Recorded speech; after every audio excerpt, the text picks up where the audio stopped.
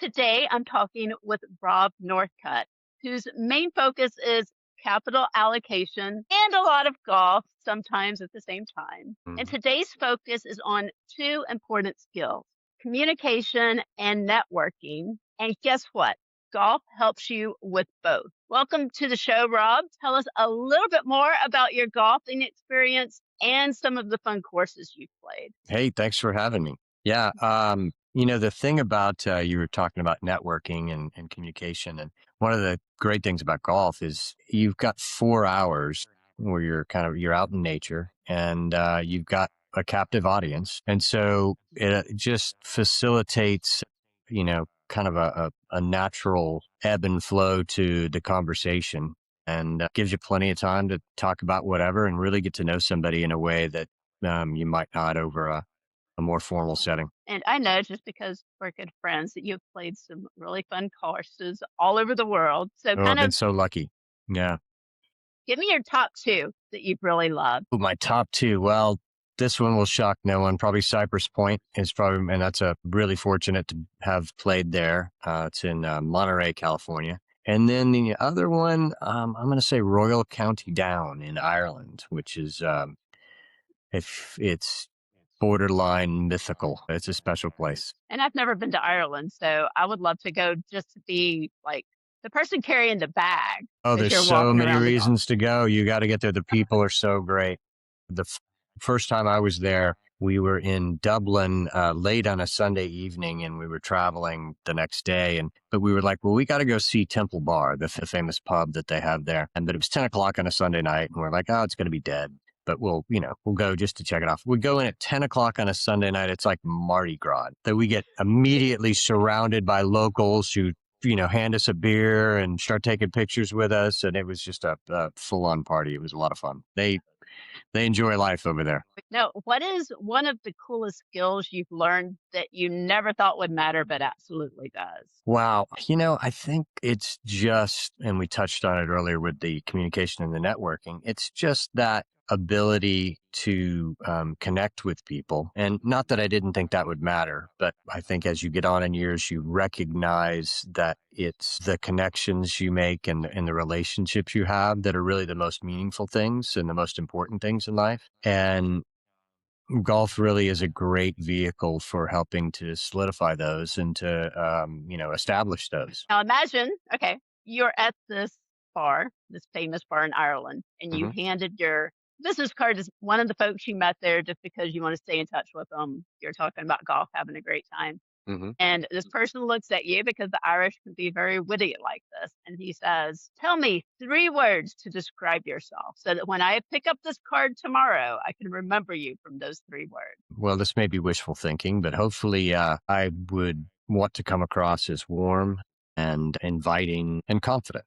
I think those are Mhm. probably the three words that I would like someone to remember me by. And what is one of the weirdest situations where one of your skills saved the day on the golf course? It's funny. There are little tricks that kind of identify people as someone who has been around golf for a while, and the ability to kind of pick up a golf ball off the ground with just your club and bounce it off the face of the club into your bag or into your pocket or something like that. Just silly little things like that that have people go, huh, that was, this is someone who has been around a golf course a few times. Now, this one is a good resume question because I'm hoping that all of the kids who are watching the show are like thinking of this as how do I build out that resume to become what I want it to become as an adult? So, what skills do you have that would never fit on a resume but should? Do you know what the Happy Gilmore is? So the Happy Gilmore is where you get a running start at a golf shot. And I hit probably the best drive of my life on with doing the Happy Gilmore one time, and it got people were howling about it. It was funny. It was a funny moment for me and my buddies. So yeah, that's something I certainly wouldn't put on a resume, but it's a good memory. So, in book three, Hmm. and this is tying in a different kind of sport with the sport you're talking about. But Addie's dad takes her to the archery range at Hmm. Redstone Arsenal. There's actually an archery range there, and it's so cool. I go all the time. So they're out there practicing archery because he wants her to learn how to truly concentrate on the shot Hmm. and not be distracted by what's around her. And I know that's an important thing also in golf, but also if we tie this into just life, like that ability to focus, even when something might be happening around you or something is, trying to distract you, how do you tie in golf and that ability to focus and not let things distract you and really train yourself for success? I think that's a great analogy. And that's absolutely true. I think that you develop that ability over a period of time Jack Nicklaus, one of the greatest golfers of all time, has a famous book in which he talks about, when he's over a ball, a gun could go off and it wouldn't, he was so laser focused, it wouldn't have affected him. And I don't know that I've ever gotten quite to that level, but you do get to a point where when you're over the shot and ready to hit, you manage to tune everything else out. And I think the better players do that better than most. But yeah, that's definitely, I think, an ability that you refine over time, and one that you can apply to a lot of things, right? The ability to really concentrate and filter out all the noise and focus on the task at hand. So golf would help with that. What skill grows faster when you mess it up first? When you're out there on the golf course and I don't know, maybe you're putting or you're just So I think, and a lot of people have said this recently, and I love hearing this, that you learn more from your mistakes than from your successes. And in golf, there's certainly a lot of mistakes. So you get to figure out really fast, where are the areas where you have the greatest room for improvement? Is it, you're struggling to get off the tee and put it in the fairway, or you're struggling with your shots around the green. And one of the big advantages to golf is there's so much data around it that you can look and see where are my relative weaknesses, and you can learn to focus on those and turn your weaknesses into strengths. So it's a really great game for being able to identify those quickly and being able to drill down and say, okay, I need to work on my short game this week. That's really holding me back. share with the kids how you got started in golf. Like I know